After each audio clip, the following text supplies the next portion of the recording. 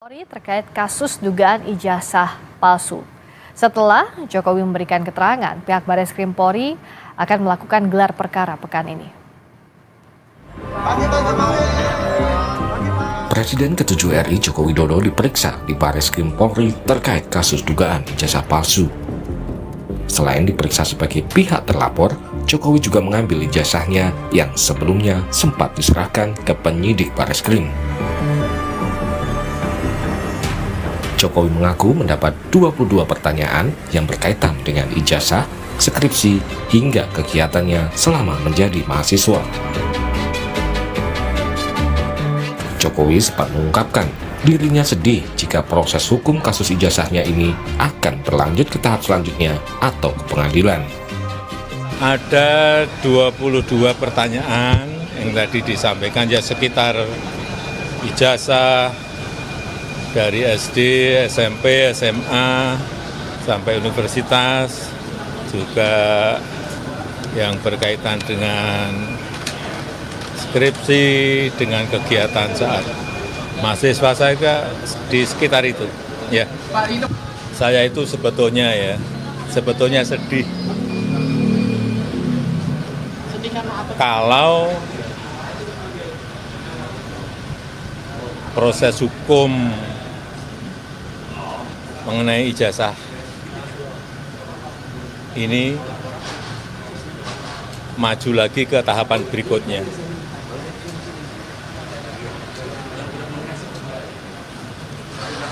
Saya kasihan, tapi ya ini kan sudah keterlaluan, jadi ya kita tunggu proses hukum selanjutnya. Ya. Setelah Jokowi memberikan keterangan terkait kasus tudingan ijazah palsu, Bareskrim Polri akan melakukan gelar perkara pekan ini.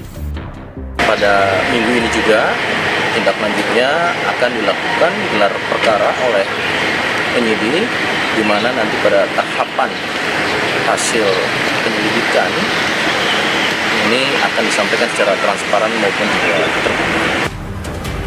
Bareskrim Polri tengah menyelidiki laporan kasus dugaan ijazah palsu Jokowi.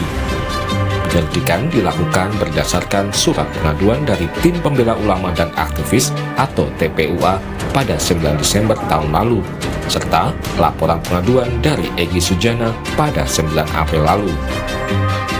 Sementara Jokowi melaporkan 5 orang terkait tuduhan ijazah palsu ke Polda Metro Jaya pada 30 April lalu. Salah satu nama yang dilaporkan Jokowi adalah Roy Suryo. Tim Liputan, Kompas TV.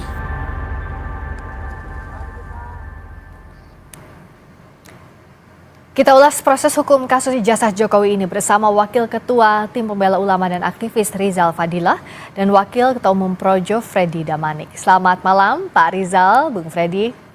Selamat malam Mbak, selamat malam. Selamat malam, terima kasih sudah hadir.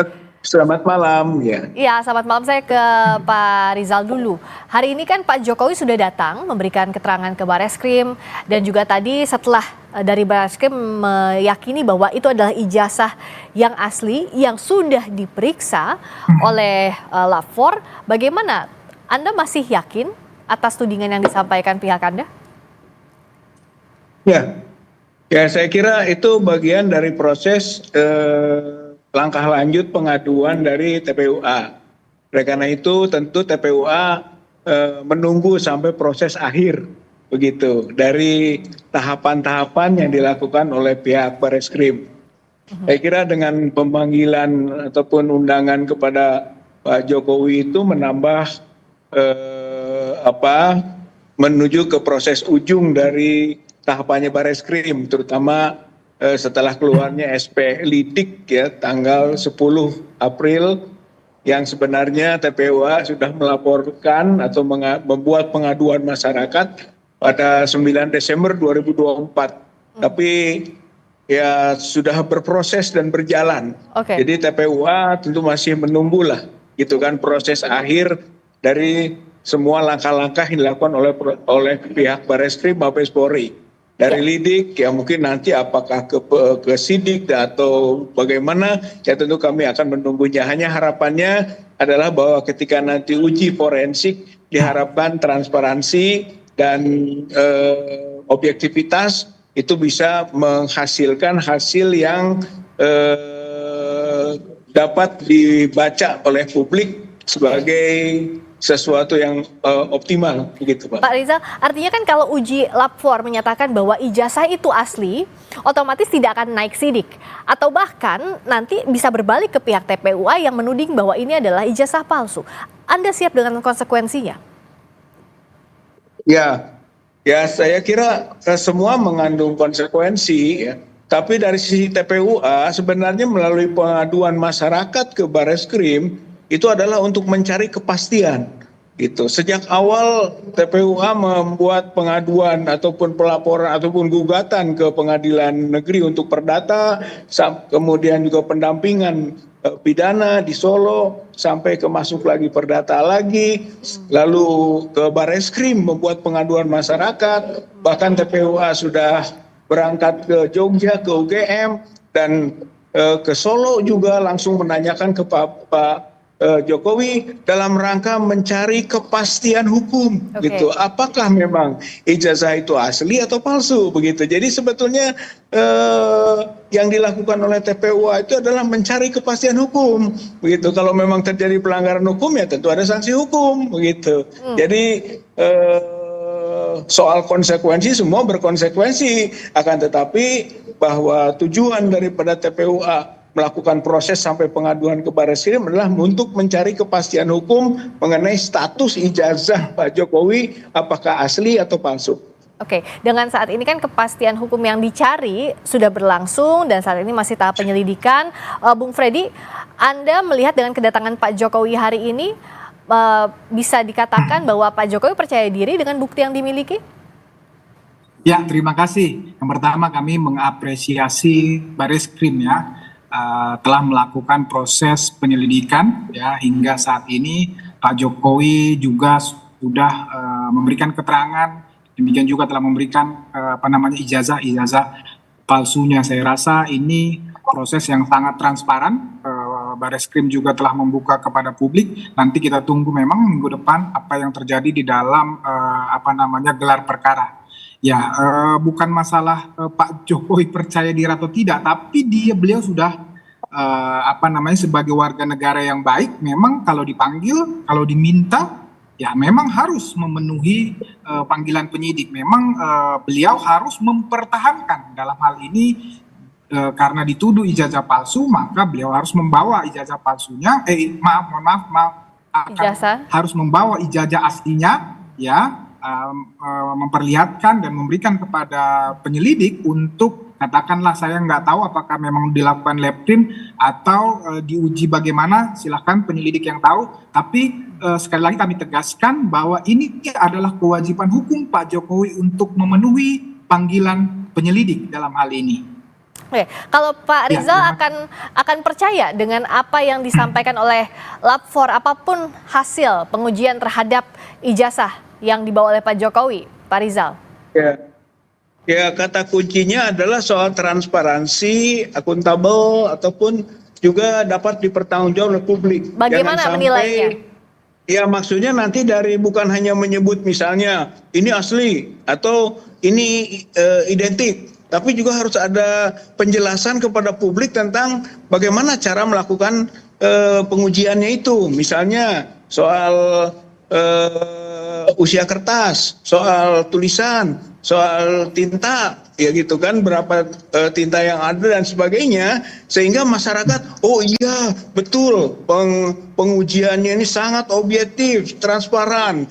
Nah, syukur-syukur sebenarnya kita harapkan bahwa di dalam proses uji forensik itu juga melibatkan ahli-ahli yang dari sumber yang independen. Nah, kalau begitu maka nanti hasil dari kajiannya Bareskrim Mabes Polri itu objektif dan tidak kontroversi. Yang kita khawatirkan adalah justru keputusan itu menimbulkan kontroversi baru. Oleh karena itulah diharapkan pihak Bareskrim bisa mengurai lebih detail tentang proses yang dilakukannya sehingga sampai pada kesimpulannya apakah itu identik tidak identik atau asli tidak asli atau palsu. Saya kira seluruhnya berujung pada alasan rasional yang bisa diuji oleh publik gitu. Saya kira ini sehingga kita dan PT PUA itu bukan mewakili TPUA sendiri, tapi memang mewakili aspirasi publik yang ingin tahu apakah ijazah Pak Jokowi itu asli atau palsu. Oke, Bung Freddy tadi akan percaya tapi dengan syarat harus dibuka bagaimana prosesnya dan sebagainya. Bung Freddy juga melihat harus seperti itu? Ya, gini. Bung Freddy Bareskrim itu kan mempunyai mekanisme sendiri. Ya, penyelidikan itu di dalam hukum kita juga itu ada mekanisme.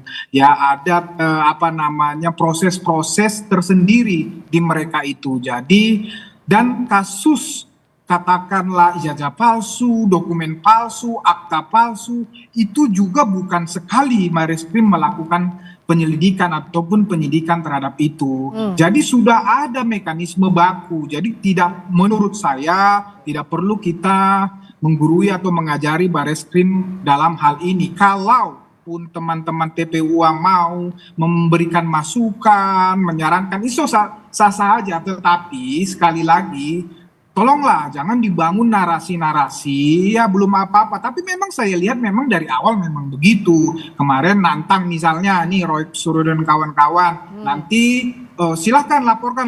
Begitu dilaporkan, saya bilang waktu itu nanti kalian ngomong kriminalisasi. Nah benar dibangun narasi-narasi seperti itu. Sudahlah kita percayakan kepada Bareskrim ya. Tuntut transparansi oke, tapi bukan transparansi ataupun mau seperti apa yang kita inginkan. Karena Polri sudah mempunyai mekanisme terhadap proses yang mereka lakukan. Dan saya percaya, saya yakin Polri akan transparan terhadap proses ini. Demikian juga gelar perkara, saya yakin silahkan mungkin teman-teman TPU akan minta diundang atau bagaimana. Saya rasa itu bisa juga dilakukan. Tapi sekali lagi saya percaya Bareskrim dalam hal ini akan transparansi dalam melakukan proses penyelidikan ini. Oke, kalau dari Pak Rizal tadi kata Bung Freddy boleh meminta transparansi tapi juga bukan menggurui pihak dari Bareskrim Polri. Ya, jadi betul. Saya kira transparansi objektivitas itu digambarkan oleh keterbukaan dari pihak Bareskrim sendiri untuk hasilnya ini bisa diuji oleh publik gitu. Jadi tetap saja dia harus merasakan bahwa hal ini bukan final. Masyarakat boleh mengujinya. Saya kira itu sebetulnya kedewasaan dan sikap objektifnya pihak Bareskrim. Karena bukan berarti Bareskrim tidak pernah salah loh gitu. Banyak pada hasil ujinya yang juga bisa menimbulkan kontroversi. Kasus kilometer 50, kasus Wongso, kasus Vina, atau mungkin banyak kasus-kasus lain yang justru menimbulkan kontroversi berikutnya. Kalau tadi supaya untuk kasus ini tidak menimbulkan. Oke, kalau Pak Rizal, maaf saya mau tanya tadi. Tadi kan Pak Rizal bilang bahwa tapi bukan berarti Bareskrim bisa salah. Artinya kan ada peluang kontroversi yang menurut Pak Rizal bisa diuji ulang. Tapi mekanismenya seperti apa? Karena kan kalau kita bicara soal mekanisme pidana, laporan ini yang ditindaklanjuti dan uji lapor yang punya legitimasinya adalah dan punya legalitasnya ada dari pihak Polri. Pak, misalnya mekanismenya misalnya soal uji skripsi. Uji skripsi kan yang dipermasalahkan adalah soal lembar pengesahan. Nah, untuk menguji lembar pengesahan itu, tentu Bareskrim bisa menguraikan tentang apakah betul keraguan publik yang menyangkut misalnya phone face, bahwa itu adanya baru tahun 92, nah 85 belum ada gitu kan, soal widow, soal dos. Saya kira itu harus dijawab, dijelaskan gitu. Kemudian soal keraguan soal cap di ijazah misalnya itu kan soal warna merah yang tidak masuk ke jas ataupun ke fotonya Pak Jokowi itu dijelaskan gitu. Kemudian juga umur date-nya, soal kertas antara lembar pengesahan dengan konten atau isi skripsi itu juga harus dijelaskan. Artinya bahwa telah diuji mengenai usia kertas masing-masingnya, Oh, jadi hal termasuk ijazah teknisnya juga harus tersebut, turut gitu kan. diuji Saya kira begitu ya? itu perlu mendapat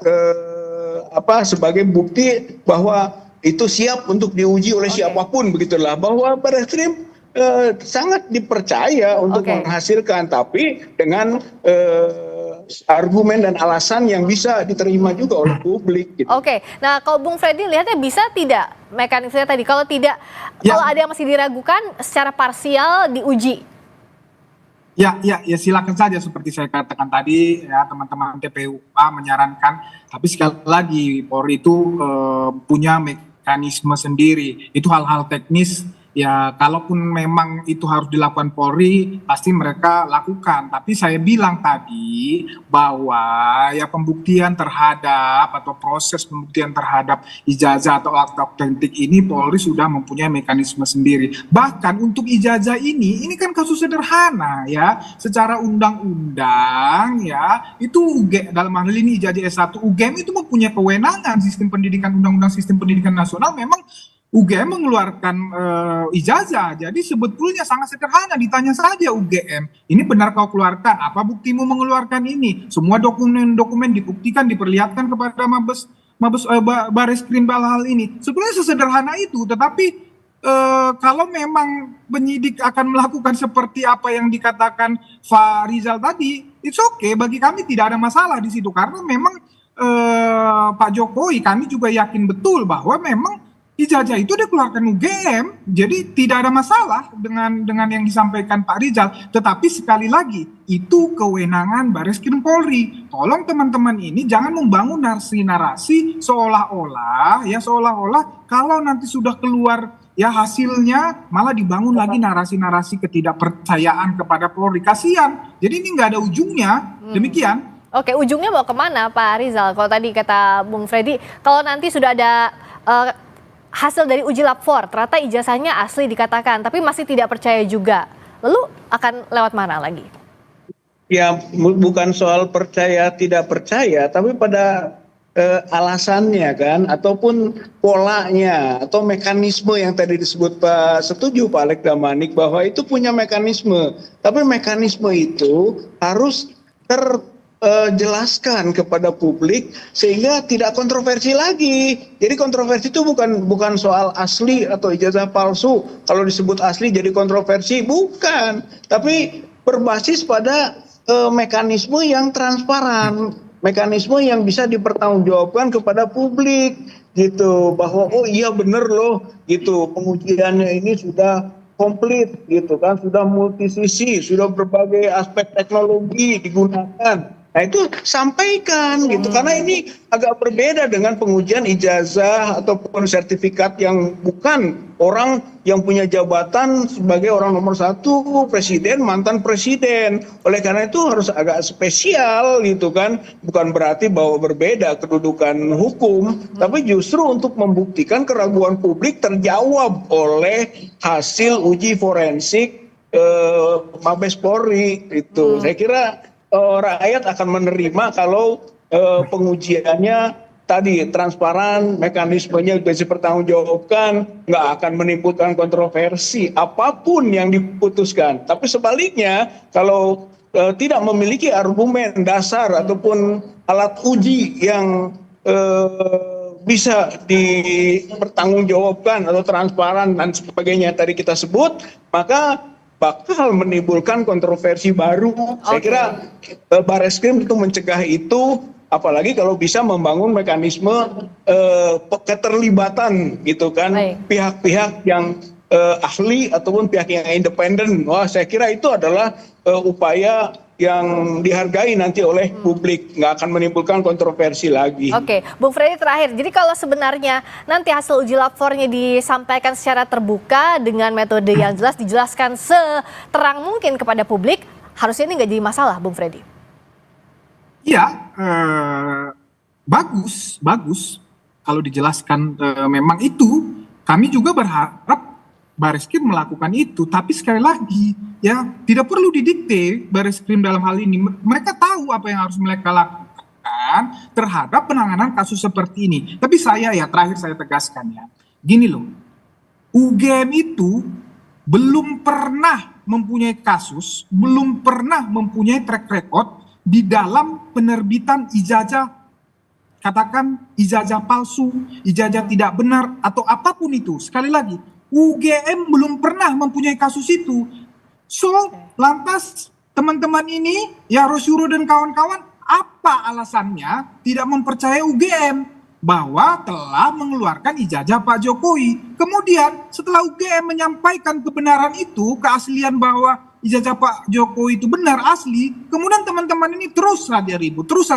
Berarti kan jelas di sini niatnya tidak baik ya, mensreanya jelas, niatnya jahat gitu loh. Karena sekali lagi, kalau memang mempermasalahkan, permasalahkan UGM, baru permasalahkan Pak Jokowinya. Nah, dalam hal ini ya UGM sudah bicara. UGM sudah menyatakan asli, tapi tetap saja. Jadi niatnya apa? Oke, baik. Ya? Baik. Singkat saja Pak Rizal, apakah betul ada mens rea jahat dari pihak pelapor? Oh, iya. Iya, Pak Rizal. Pak. Iya, singkat saja. Tadi karena apa Pak Bung Freddy menanyakan bahwa apa niatnya sebenarnya? Ya. Apakah betul ada mens rea itikat buruk, mens rea jahat? Apakah tidak cukup klarifikasi dari UGM sehingga harus dibawa panjang ke kasus Iya, itu? kami kan sudah ke UGM, Baik. gitu kan, untuk meminta penjelasan atau klarifikasi itu. Tapi ternyata pihak UGM itu tidak terbuka, gitu. Bahkan untuk menjawab beberapa pertanyaan yang diajukan oleh TPUA juga ataupun oleh ahli seperti Dr. Rismon, Dr. Roy Suryo, itu tidak memberikan jawaban-jawaban, Oke, apalagi baik. dokumen-dokumen. Sayang sebenarnya, kemarin kita datang ke UGM itu untuk memastikan, tapi tidak bisa Baik. terjadi dialog yang dalam mengenai uji dokumen. Baik. Padahal sebetulnya kita diskusikan di situ. Nah itulah, jadi sampai kita ke UGM kemarin tidak mendapat jawaban gitu. Jadi bukan berarti tidak mau ke UGM dan bukan berarti tidak bisa menerima penjelasan. Memang UGM-nya tidak menjelaskan dan Oke. tidak memberikan data-data yang dibutuhkan. Begitu Bu. Baik, Mbak. jadi akhirnya sekarang dibawa ke jalur hukum, harus diikuti prosesnya. Iya. Saat ini sedang berjalan dan gelar perkara juga Iya. akan dilaksanakan pada pekan ini. Terima Ya. kasih Pak Rizal Fadilah, Yuk. Wakil Ketua Tim Pembela Ulama dan Iya, Aktivis. Mbak. Terima kasih Bung Freddy Damanik, Terima Wakil kasih, Ketua Umum Mbak Rizal. Projo. Selamat Yuk. malam. Ayo Malam. Pak Freddy. Ya, Pak. Baik, terima kasih. Berikutnya saudara kami kembali dengan sorotan lainnya. Dewan Perwakilan Daerah atau DPD RI melantik seorang polisi aktif sebagai Sekretaris Jenderal.